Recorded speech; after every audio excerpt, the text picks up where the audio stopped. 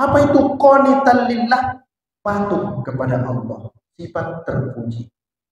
Apalagi hanif, lurus agamanya. Wah, sama kan? Sifat-sifat terpuji. Apalagi walam yaku minal musyrikin. Sifat terpujinya lagi yang sama dengan yang dua tadi. Dia bukan termasuk orang-orang yang musyrik. Berarti 3. Qanitan, hanifan, walam yaku minal musyrikin. 3 sifat terpuji berkumpul. Dia sebut dengan ummatan. Kenapa perlu itu disampaikan? Saya selalu berharap begini. Jangan kita tunduk dengan istilah-istilah kita. Itu maksudnya.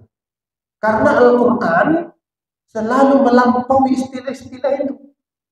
Dari mana kita tahu itu? Dengan beginilah Pak, belajar tafsir. Sama itu fidyah ya. Itu kalau kita belajar fikih, itu artinya itu tebusan bayaran yang diberikan oleh orang yang tak sanggup puasa kan? Tapi kalau kita masuk ke Al-Quran, bisa juga artinya itu tebusan di akhirat, lebih luas dia maknanya. Itu dia. Saya sering begitu itu. Istilah-istilah yang dipergunakan itu bukan ulama fikih itu mempersempit, bukan itu maksudnya. Tapi supaya dia mudah bekerja dengan ilmunya, dibuatnya istilah-istilah khusus. Sakitnya kadang gimana? Kita kira itu istilah Al-Quran, padahal bukan. Tapi istilah dari ilmuwan saja. Bagaimana caranya itu mengembalikan ke asalnya itu? Baca tafsir. Muncul itu nanti. Sama dengan infak. Kita duga itu yang baik-baik saja. Tidak. Di Al-Quran disebut kafaru yumfikun. Orang kafir itu apa? Berinfak. Nah begitu. Sedekah. Kita duga sedekah itu sunat. Enggak. Al-Quran untuk menerangkan zakat yang wajib. Bahasa Arabnya sodakot. Innamas sodakot lil fuqara. Begitu ya. Bukan innamas zakat. Tidak ada ya. Itulah fungsinya. Kalau kita belajar. Kita ngerti perluasan makna. Bahwa Al-Quran menggunakannya tidak seperti itu. Nah, Bapak Ibu sekalian yang saya hormati, itulah dia tafsir pertama dari tilka ummatun qad khalat. Kemudian dia katakan, bagi mereka umat yang tadi itu Pak, apa yang mereka usahakan, maksudnya itu kalau yang mereka buat itu dulu baik-baik semua, mereka dapat pahala, maksudnya. Walakum ma kasabtum, dan bagi kamu apa yang kamu usahakan.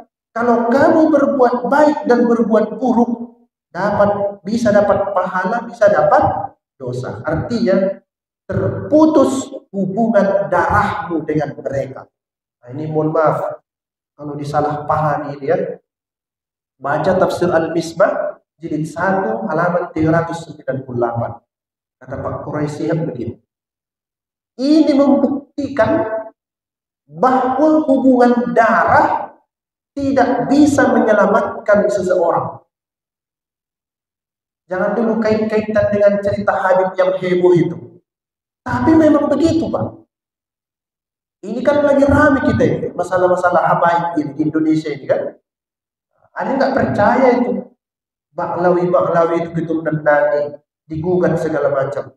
Sebenarnya sederhananya gampang saja itu. Mau anak siapapun dia, ini dia. Laha ma kasabat walakum ma kasabatum. Amannya itu. Biarpun anak Nabi kalau tak jelas tenggelam juga, itulah dia Kan'an itu. Jadi itu nggak perlu. Kita ini pun anak Nabi-nya semua ini. Nabi Adam. Nggak ada keturunan dari teori Charles Darwin di sini kan? Anak Nabi. Laha ma kasabat walakum ma kasabatum. Saya kadang tulis di Facebook saya, kita di Indonesia ini suka kali membahas itu berlarut-larut. Nggak penting. Apa itu Pak? Kalau terbukti anak Nabi, kenapa rupanya? Kalau tak terbukti, kenapa juga rupanya? Yang perlu sama kita apa? Khairun nas anfa'uhum linnas. Bermanfaat enggak dia dalam kehidupan ini? Itu sebenarnya intinya kan? Dan Al-Quran mengatakan inna akramakum indallahi atqakum. Ukurannya itu aja. Mau anak siapapun kamu, kalau kamu bertakwa, kamu bisa mulia di sisi Allah. Laha ma kasabat wa lakum ma kasabat. Nah, itu ditulis Pak Quraisy dalam tafsir Al-Misbah. Pak Quraisy itu Habib juga itu, tapi tidak pernah disebut-sebutnya itu. Ya, Sihab itu, tapi tidak pernah disebutnya. Itu pernah diwawancarai di kantornya itu di Gedung Lentera Hati di depan Unpas Kasarjana itu. Ditanya, kenapa Prof tidak mau dipanggil Habib? Kata dia, Habib itu orang yang mencintai dan dicintai. Saya bisa jadi mencintai orang, tapi saya belum dicintai. Berikan saya kesempatan untuk belajar. Itu kata dia. Berapa banyak bukunya? 60 judul bukunya. 2-3 hari yang lalu saya baru menyidang mahasiswi penelitian tentang Pak Quraisy. Luar biasa. Ada 15 jilid, tapi tidak mau dipanggil Habib. Khairun nas anfa'uhum linnas. Manfaatnya itu yang perlu sama kita. Tapi yang saya pahami dari ajaran agama ini, bahwa kaitan keturunan bukan ukuran kemuliaan. Mana dalilnya? Inilah dia. Yahudi yang di Madinah itu, ayahnya itu bukan lagi orang yang hebat, tapi orang yang luar biasa. Siapa? Ibrahim alaihissalam. Tapi kata Al-Quran, laha ma kasabat wa lakum kasabat. Nah, Bapak Ibu yang saya hormati, artinya seseorang tidak menanggung dosa orang lain. Itu harus kita ingat. Orang tua yang telah mendidik anaknya secara optimal, tapi tetap juga jahat, orang tuanya tak dapat dosa. Ada saya lihat di internet itu, dosa istri pindah kepada suami. Enak kali lah istrinya itu, Pak. Gawatlah kita nanti suami-suami ini kan. Dosa anak pindah kepada ayah. Al-Quran mewajibkan kita menjaga supaya keluarga tidak masuk neraka. Ku anfusakum wa ahlikum nar. Tapi Al-Quran tidak mewajibkan kita menanggung dosa keluarga kita. Itu tidak ada dalilnya. Artinya, kalau ayahnya sudah berusaha mati-matian, disekolahkannya anaknya, tapi masih tetap berbuat jahat, ayahnya tidak dapat dosa. Tapi kalau ayahnya tak peduli, ini baru ini. Disuruhnya anaknya sholat, dia tak sholat, kena. Disuruhnya anaknya supaya rajin belajar, dia tak pernah belajar, di kedai kopi aja kerja. Disuruhnya anak supaya rajin kerja, tapi dia duduk di loko, istrinya ke sawah tiap hari. Itu ada itu. Ada penelitian, saya kadang itulah. Mahasiswa ini saya suruh meneliti yang aneh-aneh, Pak. Jadi ada mahasiswa saya orang Paluta, Buregar. Coba kau teliti dulu itu. Saya bilang sama dia, ditulisnya skripsi kaitan antara keberkahan rezeki yang didapat dengan istri yang bekerja dengan suami yang nongkrong itu dulu. Ada masih berjalan skripsinya itu. Karena itu faktanya. Nah, kalau itu berdosa lah itu. Nanti istrinya, Pak, anaknya di belakang satu, di depan satu, di atas lagi, di kiri satu, di kanan. Bayangkan, 5 di bawah istrinya anak. Maroban nama lagi, aronduk di sininya. Berangkat, dia di mana dia?